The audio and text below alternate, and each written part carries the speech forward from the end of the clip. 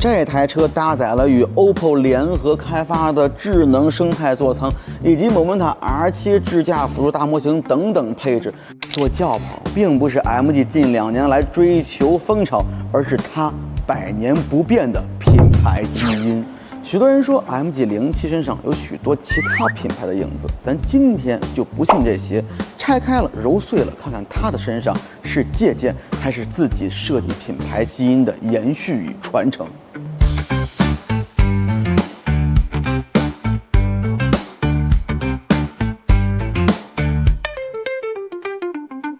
在说設計之前，咱們說一下套詞啊。MG07定位於超長續航智能轎跑，3個關鍵信息點。超長續航，這台車呢目前有純電和插混2個版本。據已知的純電版本信息，它的續航里程為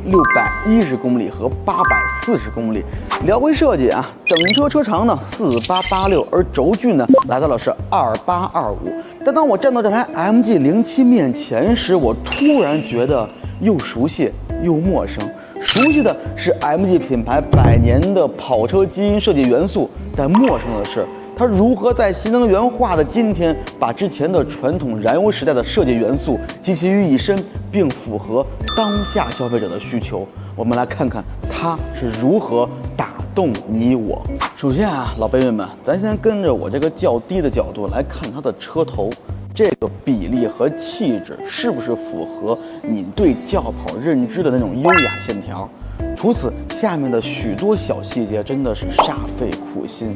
比如說車燈，許多人看車燈啊，只是覺得它夠不夠亮，但 MG 這個品牌想的是能否讓車燈和整車融合到一起，形成一種獨有的氣場。再看這個前臉的懸浮式水晶大燈，厚的地方達到了26毫米，點亮之後有一種通透的水晶感。它要的不僅是要實用的亮度，更要有這種整體的藝術設計感。你以為這是新潮，其實在上世紀的50年代，MG 在 MG-A 和 MG-B 這些跑車身上就開始研究怎樣讓燈光和車身融為一體，讓它既是功能件還是裝飾件。順着車燈往上走啊，再看這個棒式的機蓋。雖然許多車型也用這種棒式機蓋的設計，但是 MG 的這台棒式機蓋的尺寸面積非常大，並且它用了一種一體承壓型的設計，這對它的制作精度和工藝要求的更為嚴格。而且這種設計語言啊，其實最早的 MG 在打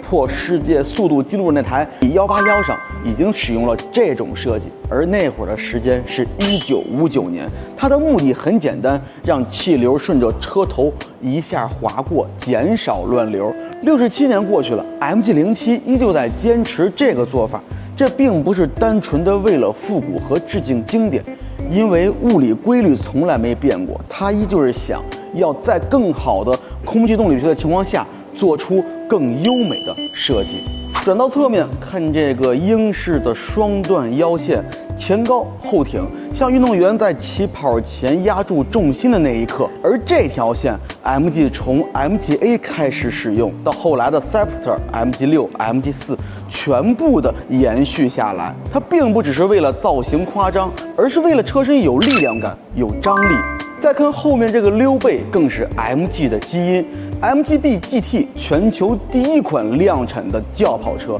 這個結構既能保證車頂線條的流暢，又能讓它的尾門開口巨大，拿取物品更為方便。而 MG 又把它重新做了一遍，比例更為修長，線條更加乾淨，但骨子裡依舊是掀背車的靈魂。特點2是空間和功能的平衡。許多人覺得啊，前置電機的轎車很大概率是沒有前備箱，或者是有前備箱，它的容積也不會特別大。但是這台 MG07就是不信邪，它的前備箱容積達到了168升，是前置電機轎車裡非常少見的尺寸。之所以有這樣的原因，其實也很簡單啊，它用了上汽全新一代的高集成度的電機，它的體積比例更小，比主流電機要小了30%。這樣一來，它就能有更大的空間做成一個前備箱，並且這個前備箱的開口是往前下溜的，即便是个子矮的小女生伸手够裡面的物品，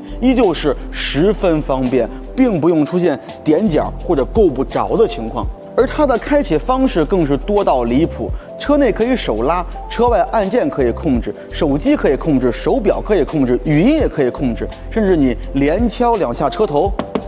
它也可以打開或者關閉，并且它也带有防夹功能。说完了前备箱之外，咱们必須说这种掀背轿车引以为傲的后備箱了。这个后备箱的空间，它在常规状态下可以達到697升，已經是同級裡面非常不錯的一個水平了。而且內部非常的平整，咱目測啊可以放下3個24寸加4個20寸的箱子，完全沒有問題。如果你還不滿足，後排一放倒，直接變成了1563升的大平層。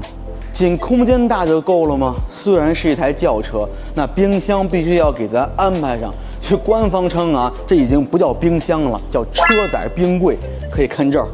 它的容積非常誇張，可以達到了30升，並且是一個雙溫區的設計，可以實現零下15度到零上15度可調，10分鐘可以使它降到0度，而且離車還有一定的24小時保冷功能。無論是你外出露營，還是長途出行，還是買菜買生鮮，有了它，是不是再方便不過了？還有一個被容易忽視的細節啊，看到這個可升降的電動尾翼了嗎？它可支持5檔可調，關鍵啊，它並不是擺設，它會隨着角度的改變，直接改變你的下壓力和風阻係數，高速行得穩，低速能省電，這才是真正的空氣動力學，這也是 MG 一直追求的百年基因。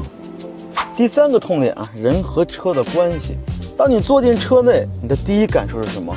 雙環抱式的儀表台，這個布局最早在 MG 的 C-Type 上就已經出現了。主駕和副駕各自的包裹感都很強，坐進去有一種很濃烈的被拖住的一種安全感，並且各自分區的那種空間感會非常好，讓你無論是坐到主駕還是副駕，都有一種自己獨立的空間感。再看我這個主駕座椅，它支持溫濕自動調節，根據溫度和濕度，再結合 AI 智能的算法決策來開啟加熱和通風，不用你手動來切換。而副駕這邊配置給你正是直接拉滿零重力座椅，4項腿托，前方還有可折疊的美妝台，鏡子尺寸啊接近 A4 紙的大小，而且補光燈的顯色指數超過90度。再細節，旁邊還有一個3公斤的承重小掛鈎，而且掛鈎的質感十分細膩。什麼叫豪華？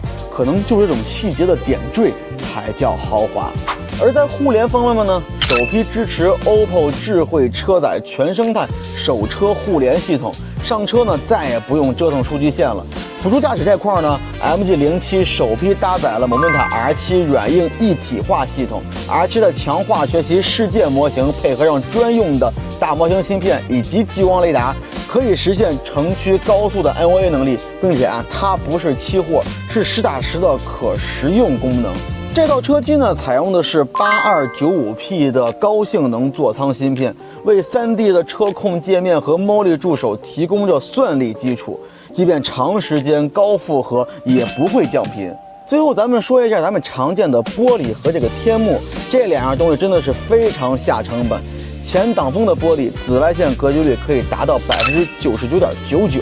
紅外隔絕率89%，而側窗和後排的隱私玻璃也都很到位。更為一個關鍵信息是什麼？這個天幕是一整塊無拼縫的高曲率玻璃，而且可以支持11檔調節，在太陽底下也不會晃眼。而且這個天幕的透光度調節可以手動也可以自動，並且還可以設定鎖車自動遮光的模式，保證你鎖車之後，車輛在陽光下暴曬，讓車內溫度有一個很好的控制。最後咱們簡單的來說一下，所以你看啊 ，MG07 的好看不是靠1、2處誇張的設計來撐起來的，而是從比例、從線條到細節都有跡可循。好看的設計心有靈犀，這可不是所謂的什麼模仿借鑑。你們查查歷史，查查過去，誰是最初，誰是最早，一目了然。當你在台車上看到過去的經典和今天的科技，你會發現它不只是交通工具，更實際上是一種跨越時間的作品。好。好了，今天的 MG07了解到这儿，关于它的更多问题可以评论区告诉我，让咱们下期再见，拜拜。